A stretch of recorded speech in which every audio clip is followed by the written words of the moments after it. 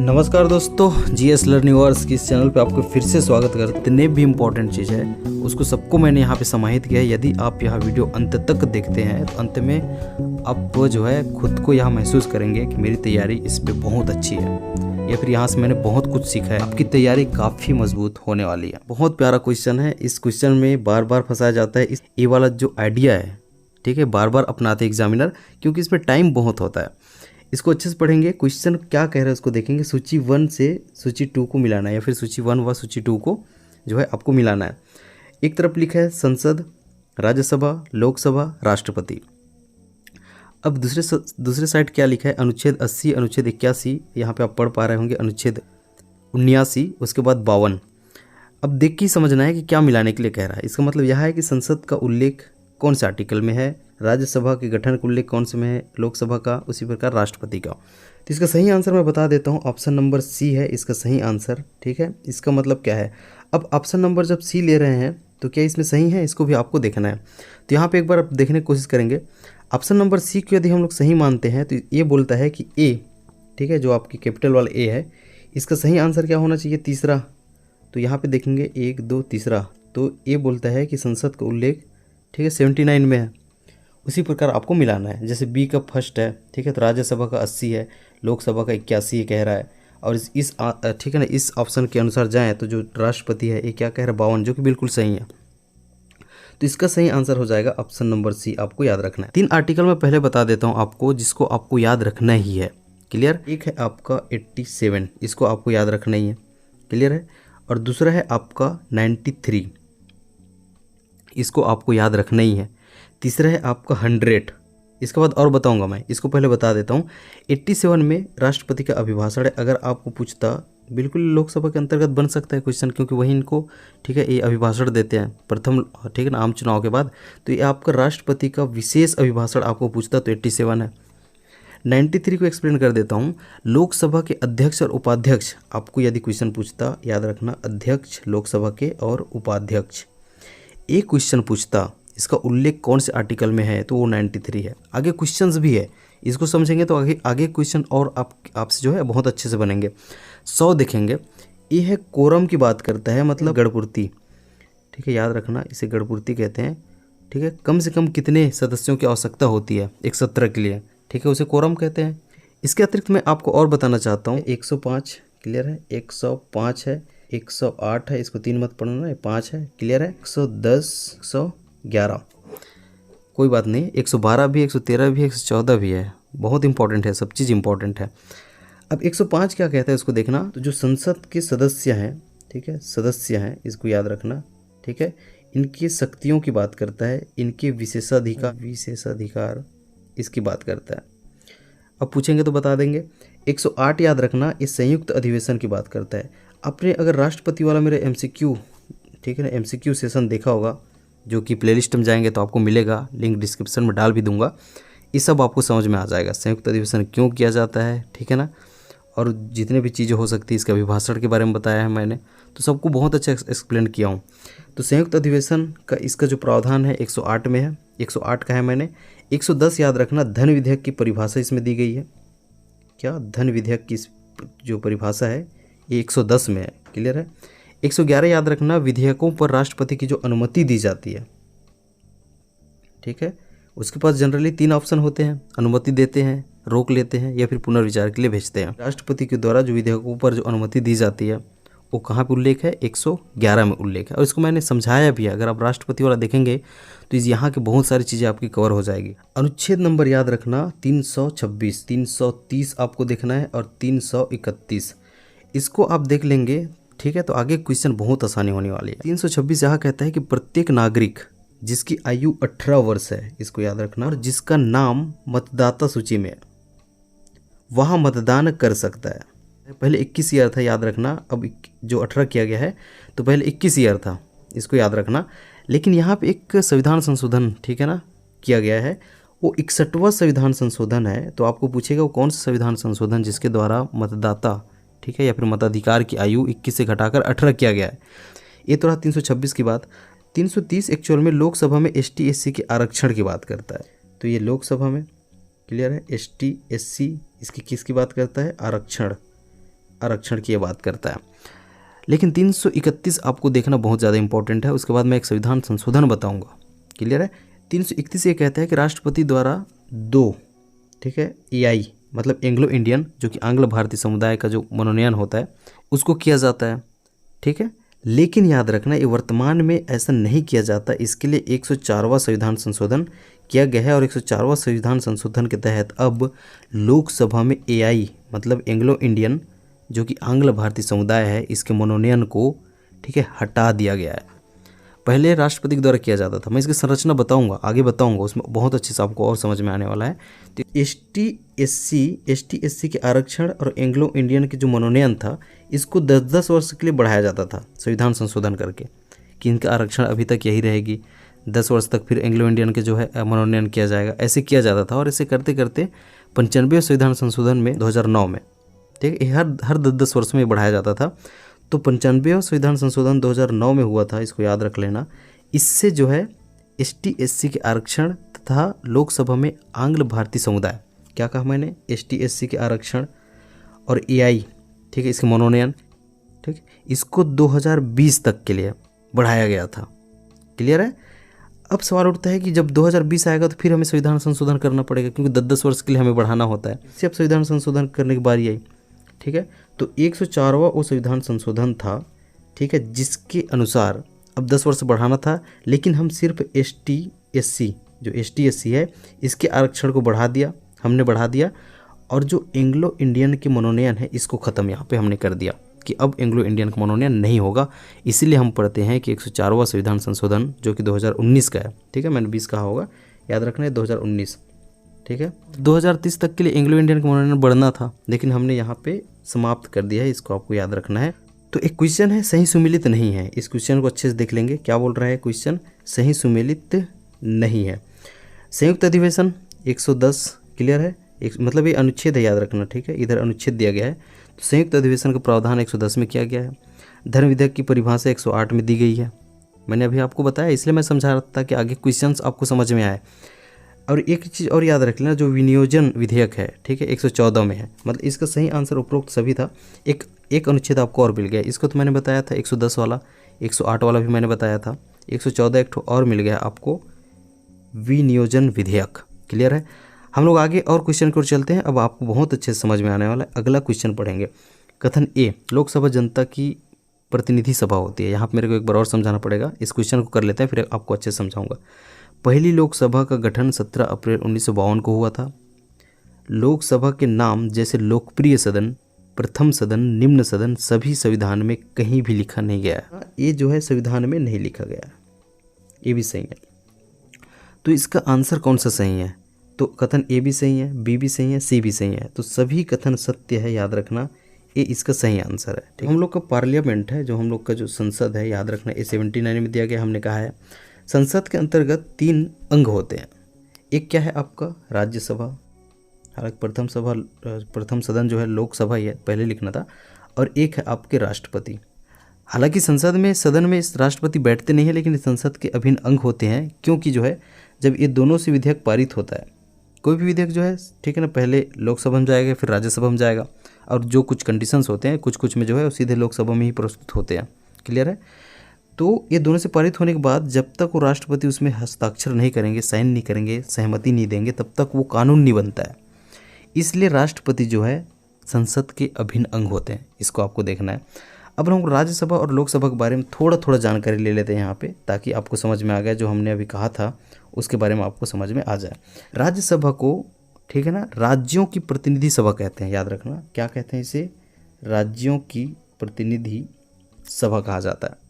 इसे upper house कहते हैं, ठीक है, इसे अपर हाउस कहते हैं, मतलब उच्च सदन कहते हैं इसे। क्लियर है।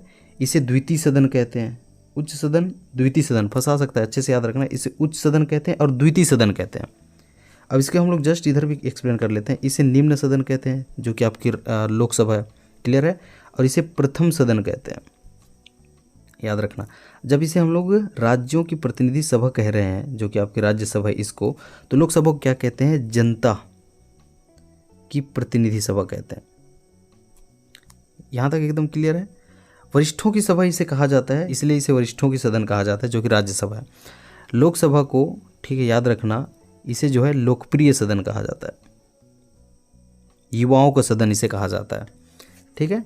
और जितने भी आपने देखा है, अपर हाउस देखा है, निम्न हाउस देखा है, सेकंड सदन देखा है, और जो आपके ने लोकप्रिय सदन देखा है, ये सभी शब्द का प्रयोग संविधान में नहीं हुआ है। प्रकार देखेंगे राज्यसभा और लोकसभा, तो हमारा जो पार्लियामेंट है वो द्विसदनीय है ना, ऐसा भी पूछ सकता है, वो द्विसदनीय है, आपको याद रखना है।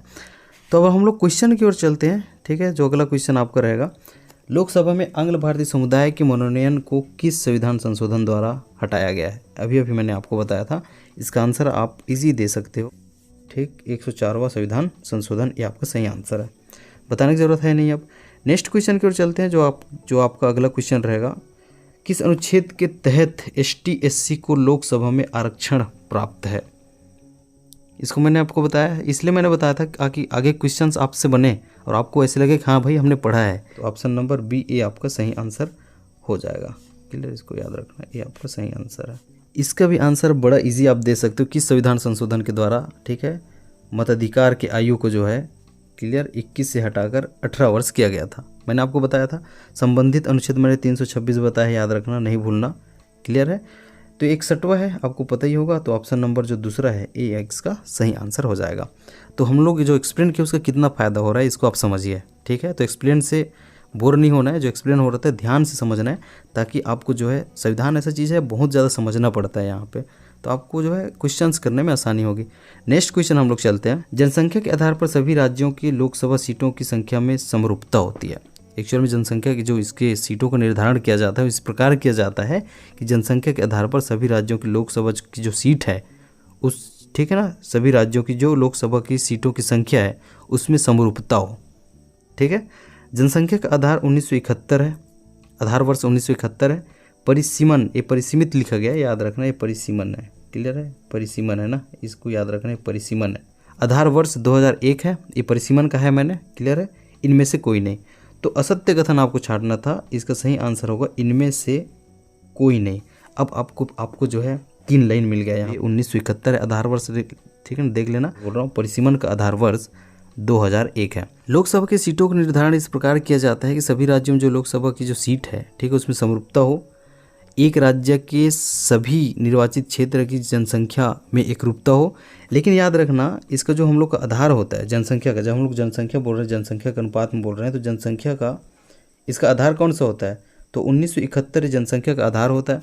सेकंड चीज़ है, आपको बोले परिसीमन का आधार, ठीक है, परिसीमन जैसे कि आप मैंने क्वेश्चन में बताया है, परिसीमन का आधार, ठीक है, 2001 वाली जो जनगणना है, क्लियर, याद रखना, परिसीमन वो होता है, ठीक है, कि उस क्षेत्र के सीटों की संख्या को बढ़ाए बिना, निर्वाचन एक्चुअल में लिख लेना, निर्वाचन जो क्षेत्र है, निर्वाचित बोल रहा था, निर्वाचन क्षेत्र है, याद रखना, इसके परिसीमा में चेंज किया जा सकता है, क्लियर है, इसके परिसीमा में चेंज किया जा सकता है ताकि एक राज्य के सभी निर्वाचन क्षेत्र की जनसंख्या में एकरूपता हो, ठीक है।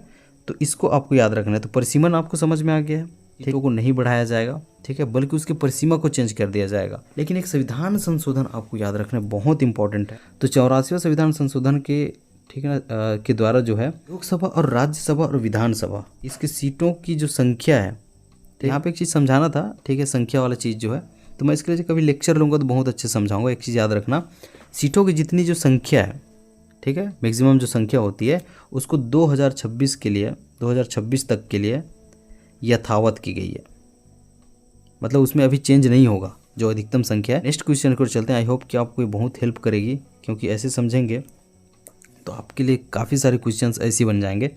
किस संविधान संशोधन द्वारा राज्यसभा, लोकसभा एवं विधानसभा की सीटों की संख्या यथावत की गई है? यही क्वेश्चन मैंने डाला है ताकि आप बना पाएँ। तो ये कौन सा वाला था? 84 है ना, ये आपका सही आंसर है। नेक्स्ट क्वेश्चन की ओर चले। तो नेक्स्ट क्वेश्चन है, असत्य कथन की पहचान आपको करना है। लोकसभा अध्यक्ष का उल्लेख अनुच्छेद 93 में है। मैंने बताया था प्रोटेम स्पीकर नवनिर्वाचित लोकसभा का सबसे वरिष्ठ सदस्य होता है। प्रोटेम स्पीकर क्या होता है? नवनिर्वाचित लोकसभा का वरिष्ठ सदस्य होता है। संयुक्त बैठक की अध्यक्षता प्रोटेम स्पीकर करता है। लोकसभा अध्यक्ष के चुनाव में प्रोटेम स्पीकर सहायता करता है। असत्य कथन छांटना है। इसका असत्य कथन है ऑप्शन नंबर सी। एक कह रहा है कि संयुक्त बैठक की अध्यक्षता प्रोटेम स्पीकर करता है, जो कि गलत है। आपको पता है संयुक्त अधिवेशन कौन बुलाता है? 108 के अंतर्गत राष्ट्रपति के द्वारा बुलाया जाते हैं। उसकी अध्यक्षता लोकसभा अध्यक्ष करते हैं, याद रखना। तो इसमें असत्य कथन था आपका ऑप्शन नंबर सी। बाकी आपको सब समझ में आ गया होगा। प्रोटेम स्पीकर के बारे में एक दो चीज़ और मैं आपको बताता हूँ। कि सबसे वरिष्ठ, ठीक है, सदस्य होता है, लोकसभा का सबसे वरिष्ठ सदस्य होता है। इसका काम क्या होता है, तो जो नवनिर्वाचित लोग इसके सदस्य होते हैं, इसके मेंबर्स होते हैं, ठीक है, इसके मेंबर्स को शपथ दिलाता है।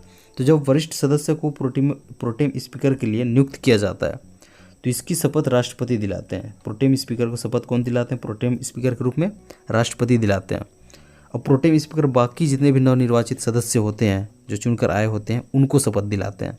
इसको आपको याद रखना है। प्रोटेम स्पीकर के बारे में एक चीज़ और याद रखना, इसे अस्थायी अध्यक्ष भी कहा जाता है, ठीक है, अस्थायी अध्यक्ष भी कहा जाता है।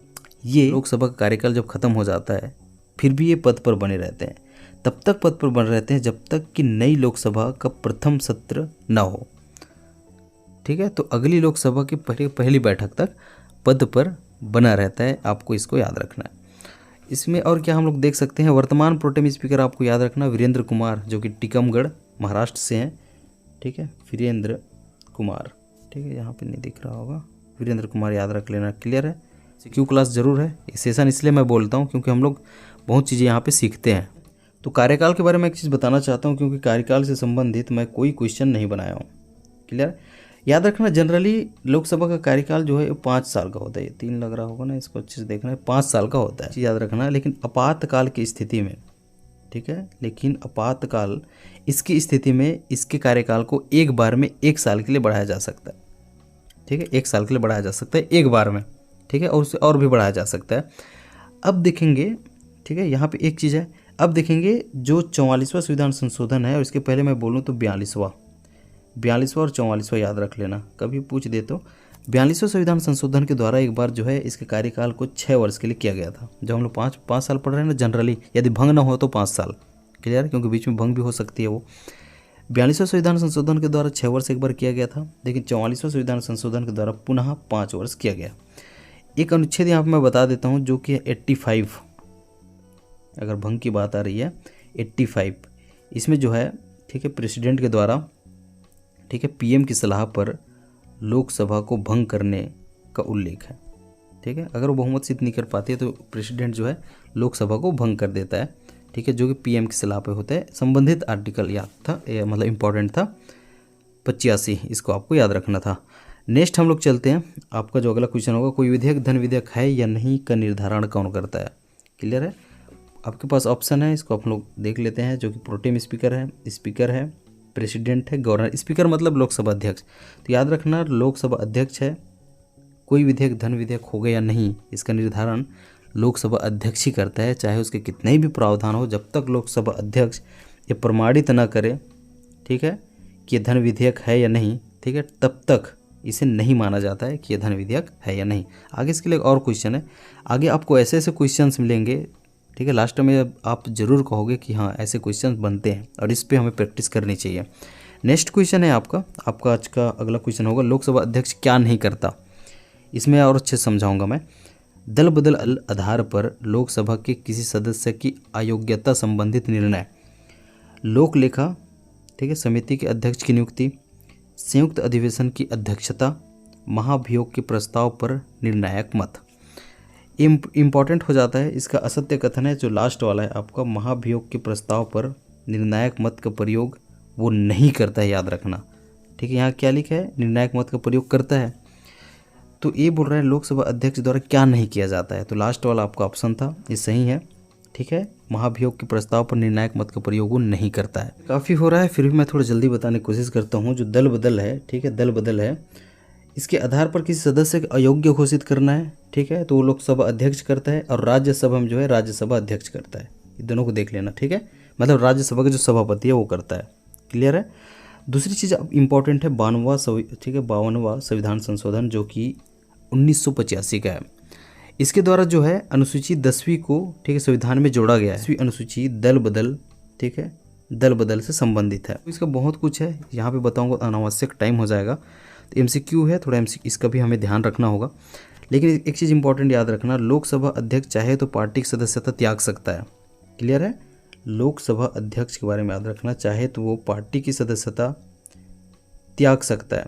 इसका मतलब यह है कि जो दल बदल कानून है, दल बदल का जो कानून है, ये लोकसभा अध्यक्ष पे लागू नहीं होता। ये फैक्ट एक चीज़ और आपको मिल गया है। ऐसे करके बहुत सारी चीज़ें, लेकिन हम लोग निर्णायक वाले पे बात कर लेते हैं, जो कि निर्णायक मत था कौन किसका, लोकसभा अध्यक्ष की। इसको बात करना बहुत ज़रूरी है, इसका क्वेश्चन बनता है। जो लोकसभा अध्यक्ष है कब कब निर्णायक मत का प्रयोग करते हैं, किन परिस्थितियों में कर सकता है। एक है समान मत आने की स्थिति में, साधारण, हालांकि समान मत पे ही करते हैं, साधारण विधेयकों पर। दूसरा चीज़ है धन विधेयकों पर ये कर सकते हैं। तीसरा चीज़ है अविश्वास प्रस्ताव। इसको अच्छे से आप लोग देख लेना, ठीक है। एक बार और आप लिख रहे हैं तो देख लेना। साधारण विधेयकों पर, धन विधेयकों पर, अविश्वास प्रस्ताव पर निर्णायक मत का प्रयोग कर सकते हैं। अब दो चीज़ बता रहा हूँ, उसको याद रखना, इस पे वो नहीं कर सकते। एक है आपका, ठीक है, याद रखना अच्छे से, जो कि ऑप्शन में था, महाभियोग के प्रस्ताव पर, ठीक है, महाभियोग के प्रस्ताव पर ये निर्णायक मत का प्रयोग नहीं कर सकते। दूसरा, न्यायाधीशों के पदच्युति के प्रस्ताव पर, ठीक है, जो कि आपके न्यायाधीश हैं, इनके पदच्युति के, ठीक है, प्रस्ताव पर निर्णायक मत का प्रयोग नहीं करेगा वो। क्लियर? चलो ठीक है, अब अगले क्वेश्चन की ओर चलते हैं, बहुत टाइम हो रहा है, अब क्वेश्चन ही करते हैं। दल बदल से संबंधित, ठीक है, अनुसूचित 10वीं संविधान के किस संशोधन के द्वारा जोड़ा गया? अभी मैंने आपको बताया था, वो कौन सा है आपका 52वां। क्लियर? ये आपका सही आंसर है, जो कि आपका है, अरे कलर का भी खेल है भाई, ये आपका 52वां। नेक्स्ट हम लोग क्वेश्चन की ओर चलते हैं। लोकसभा अध्यक्ष को अध्यक्ष बनने के बाद अध्यक्ष पद के लिए शपथ कौन दिलाता है?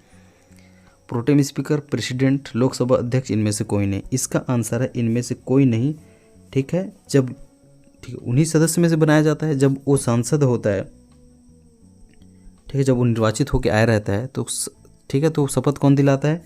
Protem speaker. लेकिन जब वो अध्यक्ष बनता है, ठीक है, तो उसे कोई भी शपथ नहीं दिलाता, क्योंकि वो एक बार सांसद के रूप में शपथ ले लिया रहता है। ये इंपॉर्टेंट था, ठीक है, इसको याद रखना। वो अध्यक्ष के रूप में शपथ नहीं लेता है, सिर्फ सांसद के रूप में शपथ लिया रहता है, जो कि प्रोटेम स्पीकर उससे पहले दिला चुका होता है। कथन को पहचानेंगे। लोकसभा अध्यक्ष चाहे तो अपनी पार्टी के सदस्य त्याग सकता है। बिल्कुल ये सही है भाई, अभी मैंने आपको समझाया था। लोकसभा अध्यक्ष पर दल बदल कानून लागू नहीं होता, बिल्कुल सही है। दल बदल के संबंध में लोकसभा अध्यक्ष के निर्णय का न्यायिक पुनरावलोकन संभव है। इसका अगला ऑप्शन है, ये कहाँ है, जो कि सभी सत्य है। क्लियर है? तो ये सभी सत्य है, इसका ऑप्शन आपके पास, ठीक है, कट गया है नीचे, तो उपरोक्त सभी है, ये तीनों तीनों सत्य है। इस क्वेश्चन को कीजिए, उसके बाद बहुत अच्छे क्वेश्चन आपके पास आएंगे, ठीक है, जो आपको भी लगेगा कि हाँ इस लेवल की तैयारी हमें करनी चाहिए। लोकसभा का चुनाव, ठीक है, कैसे होता है इसको देखना है। प्रत्यक्ष होता है, ठीक है, इसको हम लोग सीधा कर लेते हैं। गुप्त मतदान किया जाता है, first pass the post system से होता है, जो कि पहले खंभा चौक प्रक्रिया होता है। जिसको ज़्यादा मत मिले वो विजयी होता है, उसे ही हम लोग इसे कहते हैं फर्स्ट पास द पोस्ट। ये तीनों ही लाइन पूछ के आ सकता है, उपयुक्त सभी सत्य है, इसको याद रख लेना। अगले क्वेश्चन को चलते हैं, जो कि बहुत इंपॉर्टेंट है, ठीक है, इसको देखना। निम्न कथनों पर विचार करना है आपको और सही आंसर या फिर असत्य कथन को चुनना है। आंसर सही चुनना है, कथन असत्य है वो इसका सही आंसर है, समझ रहे हो। तो लोकसभा के लिए कोरम या गणपूर्ति कुल सदस्यों का 1/10 आवश्यक होता है। गणपूर्ति समझ रहे हैं।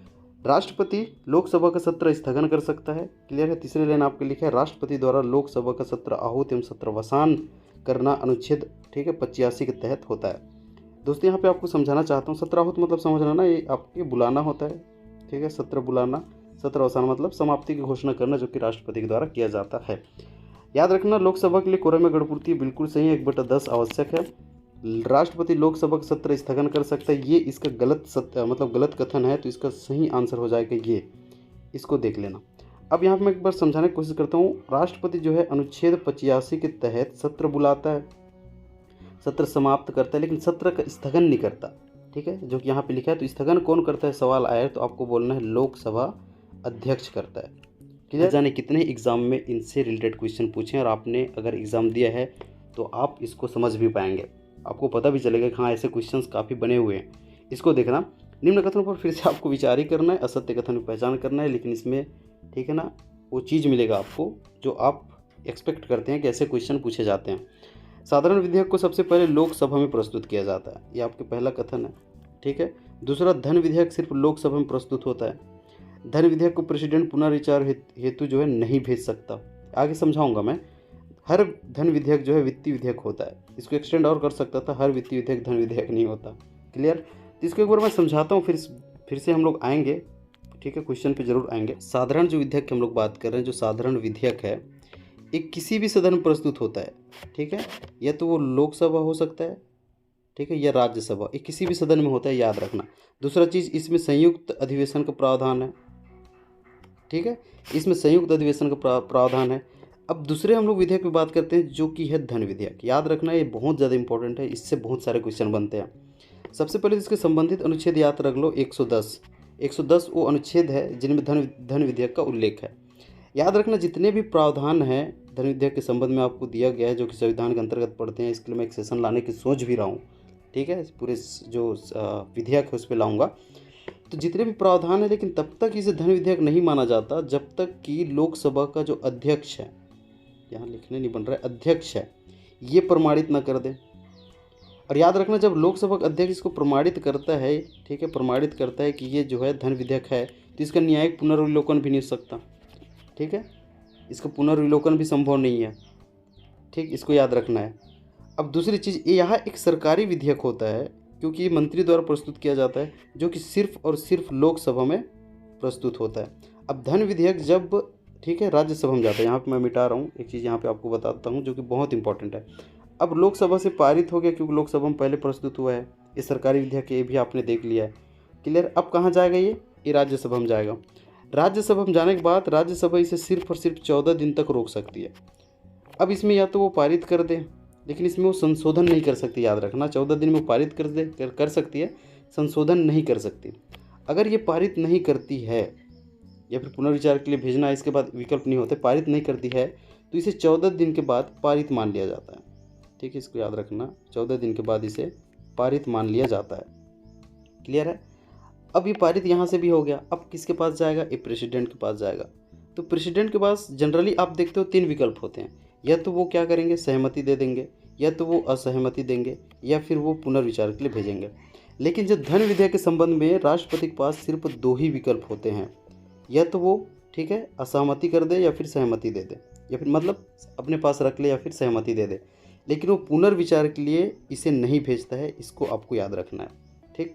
तो ये तो रहा धन विधेयक के बारे में। आप सोचो आपके कितने सारे क्वेश्चन इससे सॉल्व हो जाएंगे, डायरेक्ट पूछे जाते हैं, ठीक है, जो कि क्वेश्चन में आपको पूछे जाते हैं, बहुत सारे इससे आपके सॉल्व हो सकते हैं। इसको अच्छे से आपको नोट करना है, इसके लिए एक सेशन में जरूर लाऊंगा, कोशिश करूंगा जल्द से जल्द लाने का। अब इसको आप आराम से दे सकते हो, ठीक है, इसका भी देख लेना, संविधान संशोधन विधेयक, इसको भी मैं बताऊँगा, इस क्वेश्चन को आप लोग कर लो। अच्छा, उस क्वेश्चन को भी हमें देखना है, क्लियर है। इसका आंसर तो मैंने बताया नहीं, अब समझाने के बाद आराम से इजीली आप बता सकते हो, क्योंकि इसके बारे में अभी हमने समझा है। इसका सही आंसर पहला था, ठीक है, जो कि पहला कथन है आपका। साधारण विधेयक को सबसे पहले लोकसभा में प्रस्तुत किया जाता है, क्लियर है, ये गलत है, ठीक है। इसका मतलब इस आंसर, जो इस क्वेश्चन का आंसर ये सही है, मतलब ये दोनों में पेश होता है, जैसा कि मैंने आपको बताया था। नेक्स्ट क्वेश्चन चलते हैं। आज का जो अगला क्वेश्चन, निम्न में से किस विधेयक पर राष्ट्रपति अपनी स्वीकृति देने हेतु बाध्य है। अभी हमने देखा था कि वो स्वीकृति दे या फिर, ठीक है ना, असहमति दे, लेकिन पुनर्विचार के लिए नहीं भेज सकते धन विधेयक में। लेकिन संविधान संशोधन ऐसे विधेयक है, इसको याद रखना, जो संविधान संशोधन है ये ऐसे विधेयक है जिस पे राष्ट्रपति जो है अपनी स्वीकृति देने हेतु, ठीक है, बाध्य हो जाते हैं, देना ही पड़ता है, इसका मतलब उन्हें। इसको एक बार हम लोग समझें, एक बार समझने की इसको कोशिश करते हैं फिर से। याद रखना ये बहुत इंपॉर्टेंट है, इसको भी हम लोग अच्छे से देख लेते हैं। अब संविधान संशोधन विधेयक की बात आई है, पिछले मैंने 2 विधेयक पे बात करी है, उसको देख लेना, सभी इंपॉर्टेंट चीज़ को ही बता रहा हूँ, और जो भी बाकी रहेगा क्लास में हम लोग कंप्लीट कर लेंगे। संविधान संशोधन विधेयक, सबसे पहले तो संविधान संशोधन क्रिया भी पूछ सकता है। संविधान के किस भाग में है बोले तो भाग 20, कौन सा अनुच्छेद बोले तो याद रख लेना 368, क्लियर है। इसे किसी भी सदन में प्रस्तुत किया जा सकता है, या तो वो लोकसभा हो या फिर वो राज्यसभा हो, किसी भी सदन में इसे प्रस्तुत कर सकते हैं। लेकिन इसे पारित करने के लिए विशेष बहुमत की आवश्यकता होती है। ये बहुत इंपॉर्टेंट चीज़ है संविधान संशोधन विधेयक के संबंध में, ठीक है। विशेष बहुमत प्लस आधे से अधिक, ठीक है, आधे से प्लस जो कि राज्यों का अनुसमर्थन इसमें आवश्यक होता है। 24वां संविधान संशोधन 1971 ये कहता है, याद रखना, इसमें बहुत इंपॉर्टेंट है। एक बार मैं इसको ले लूँ क्या, ठीक है, यहाँ 24वां संविधान संशोधन, इसको अच्छे से लिख लेना, संविधान, ठीक है, संशोधन, ये 1971 का है। ये राष्ट्रपति को, ठीक है, ये राष्ट्रपति को जो है स्वीकृति देने हेतु बाध्य करता है, ठीक है, राष्ट्रपति को जो है स्वीकृति देने हेतु ये बाध्य करता है। इसमें कहा गया है कि राष्ट्रपति, ठीक है, इसको ना तो पुनर्विचार के लिए लौटाएगा, ठीक है, ना तो उसमें असहमति देगा, मतलब उसे स्वीकृति दिया ही जाता है। तो स्वीकृति देने तो बाध्य उन्हें 24वां अमेंडमेंट के द्वारा किया गया है, इसको याद रखना। तो ये 24वां अमेंडमेंट बहुत ज़्यादा इंपॉर्टेंट है। अब इस क्वेश्चन का आंसर आप आराम से दे सकते थे। संविधान संशोधन वो विधेयक है, ठीक है, जिस पर राष्ट्रपति जो है बाध्य हो जाते हैं, अपनी स्वीकृति देते ही हैं। चलते हैं नेक्स्ट क्वेश्चन की ओर। और आज का जो अगला आपका क्वेश्चन रहेगा वो इस प्रकार से, संविधान संशोधन प्रक्रिया से संबंधित अनुच्छेद कौन सा है? अभी मैंने आपको बताया, तो इसका आंसर आप इजीली दे सकते हो। तो 200 या 368 है, क्लियर है, इसको देखना 368 इसका सही आंसर होगा। अभी मैंने बताया था। नेक्स्ट क्वेश्चन है, कौन सा सत्र सबसे अच्छा, इसको याद रखना, जो बजट सत्र है, ठीक है। कौन सा सत्र सबसे लंबा होता है? आपको पता है जनरली 3 सत्र अपने पास होते हैं, क्लियर है। तो ये बजट सत्र इसका सही आंसर होगा, ये सबसे लंबा सत्र है। अपने पास मानसून सत्र होते हैं, शीतकालीन सत्र है, ठीक है, बजट सत्र है, ठीक। तो जनरली देखेंगे 3 सत्र आयोजित हो सकते हैं, बजट सत्र सबसे लंबा होता है, आपको याद रखना है। आप अब तक वीडियो पे बने हैं तो ये क्वेश्चन आपके लिए है, ठीक है। लोकसभा अध्यक्ष अपना त्यागपत्र किसे देता है? दूसरा क्वेश्चन है, प्रथम लोकसभा अध्यक्ष कौन थे? क्लियर है। वर्तमान प्रोटेम स्पीकर कौन है? हालांकि इसको मैंने तो शायद बता दिया है कहीं पे। अगला आपका जो वीडियो रहेगा संसद से संबंधित, मैं करेंट अफेयर बताऊंगा, हम लोग राज्यसभा को भी वहाँ पे देख लेंगे। तो इस प्रकार आपका संसद खत्म होगा। चलो मिलता हूँ अगले वीडियो के साथ, तब तक के लिए मुझे दीजिए इजाज़त। अपना ख्याल रखेंगे, अच्छे से पढ़ाई करेंगे। बहुत बहुत धन्यवाद।